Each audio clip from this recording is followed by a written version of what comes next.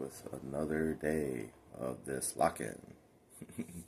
Really locked in. It's reflected in my weight, my not moving weight at all. 190.4 today. It's been pretty consistent. Obviously, I think I look better when my weight is closer to the 180s than, when it's 191, 2, 3. But I was 190.4. I think to get into the 180s, the missing element is going to be number one, cardio.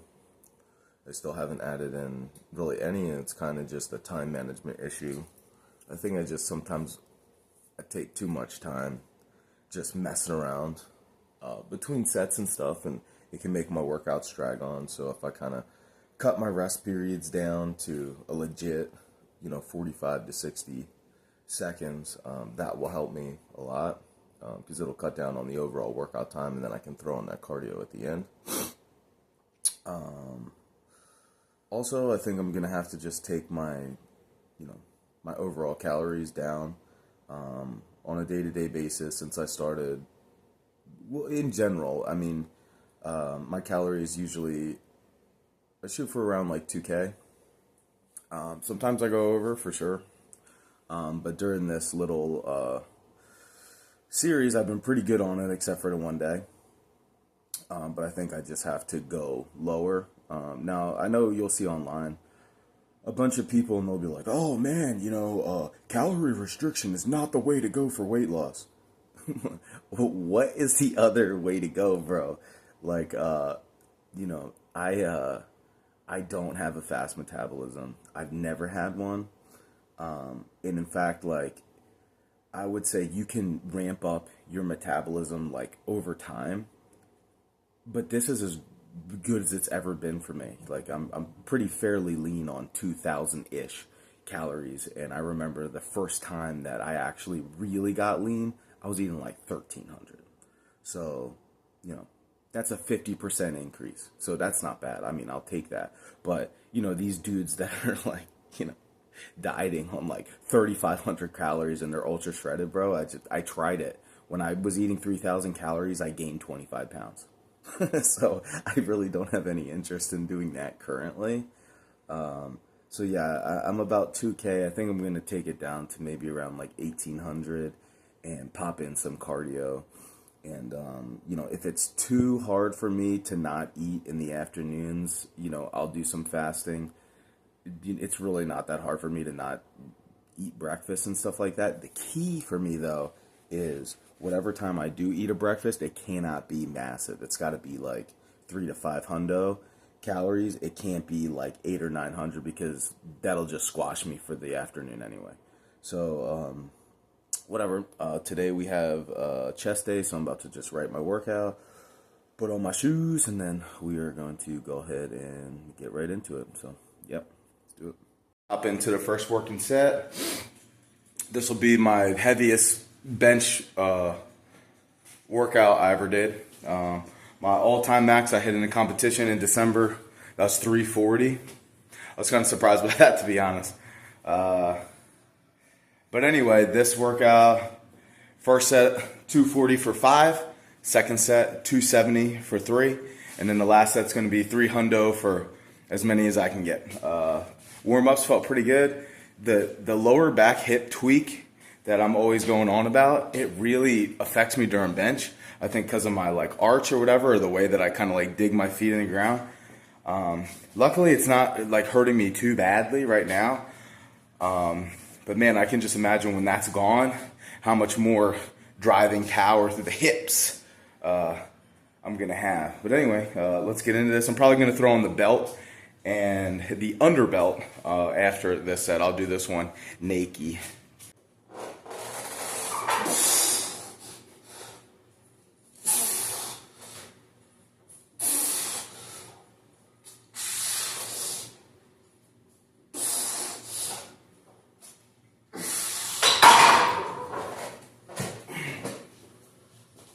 $270, set 2. For set of 3, let's do this.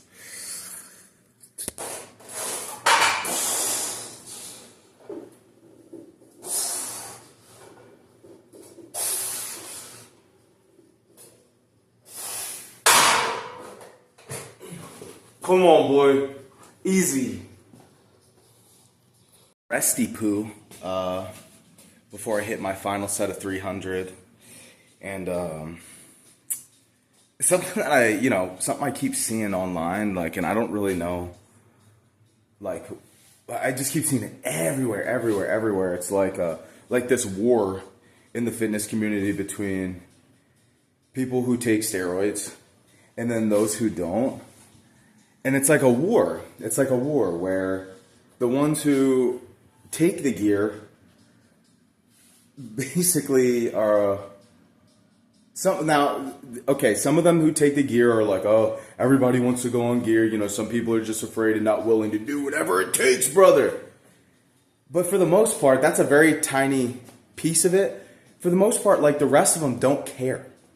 Like, if you take steroids, if you don't take steroids, that's good for you. You know what I mean? Like, whatever you want to do, that's cool, man. It's your life, your body, your journey.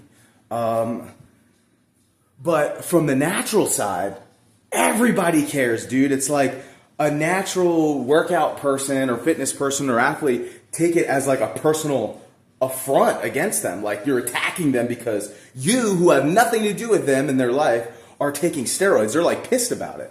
And I just don't, I don't understand, like, who cares? Here's the big thing. Who cares, bro? If you want to do that, more power to you. Just try your best to do it safely. And if you don't, if you decide, hey, that's not the route I want to go on, I'm going to stay natural, bro. I'm going to do it the natural way. Great. Awesome, dude. That's great.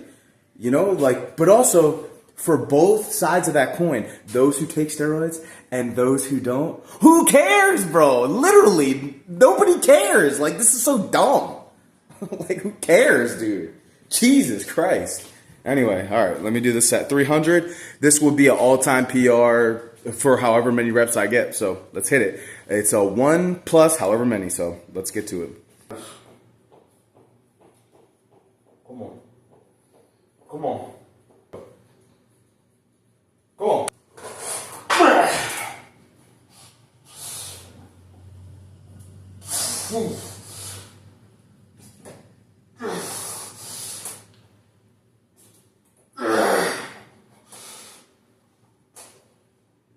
Come on.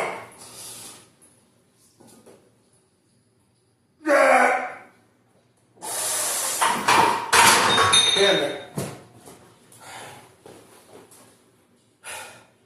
Damn, I had more. So, it was that 4th rep and especially the 5th rep. The way that I bench press is kind of press and then kind of angle slightly back towards the face. And on the last 2 reps or so, instead of going here, I kind of went here, and it's just the position of your arm changes. And once you do that, you're out of the groove, you're out of the lane, and you really got to fight to try to stabilize and get back. Damn. That's a PR for me, though. 300 for 5. In my gym, where I swear to God, these weights are heavier than other places. Because when I went to that meet, I was like, dude, this is 315. This is no sweat. So, I'll take that. That's the all-time PR, 300 for 5. At a body weight of 190. So, bro is still weak. Let's move on to the rest of this workout. We got decline reverse grip, bench presses, flat dumbbell presses. I'm going to try to push it on the dumbbell presses. Pretty heavy. Then we got some incline dumbbell flies, and then we got a fly machine. And then we're going to do some pull down abs. Hopefully I have a little bit of time left, 20-ish at least, for some bike cardio.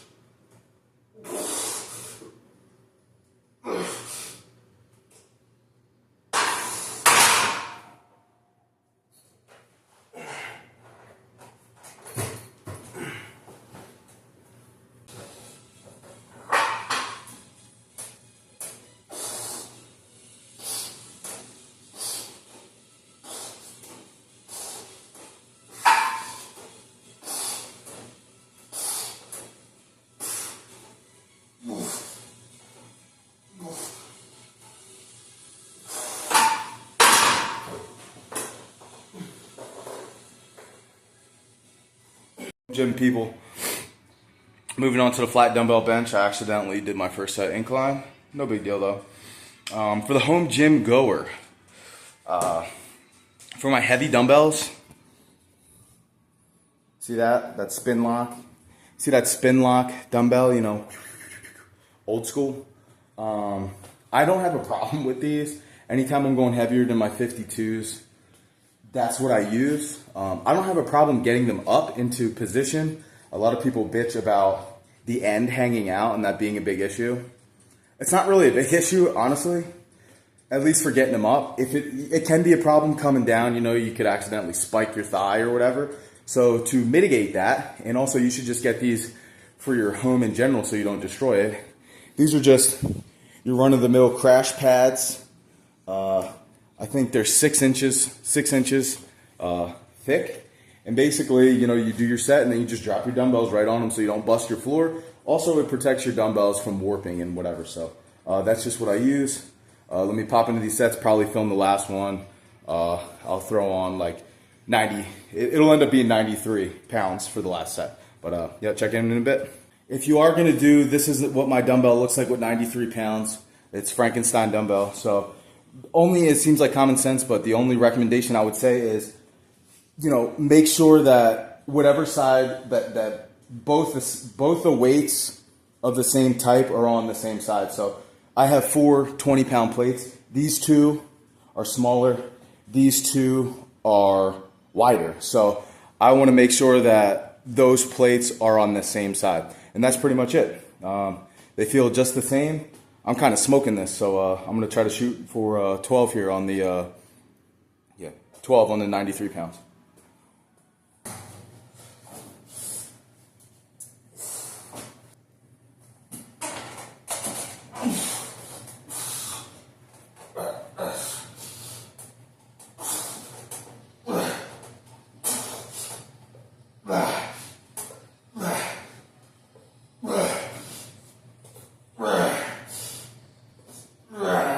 Come on. One more.